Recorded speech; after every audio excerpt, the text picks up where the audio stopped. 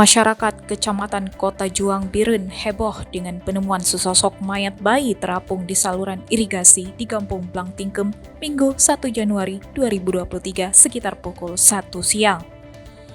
Warga sekitar menduga bayi tersebut merupakan hasil hubungan gelap pasangan tidak bertanggung jawab dan baru saja dilahirkan karena masih terdapat tali pusar.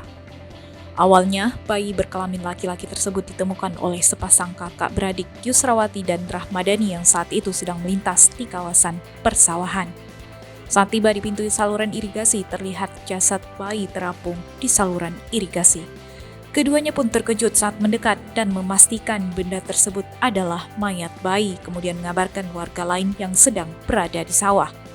Setelah itu, warga mengangkat jasad bayi malang itu ke permukaan dengan menggunakan jaring. Kasat Reskrim Polres Biren AKP Arif Sukmo Wibowo membenarkan temuan mayat tersebut sembari menjelaskan sudah menurunkan tim identifikasi ke lokasi, sekaligus untuk membantu proses evakuasi ke rumah sakit. Demikian Sirajul Munir melaporkan dari Biren.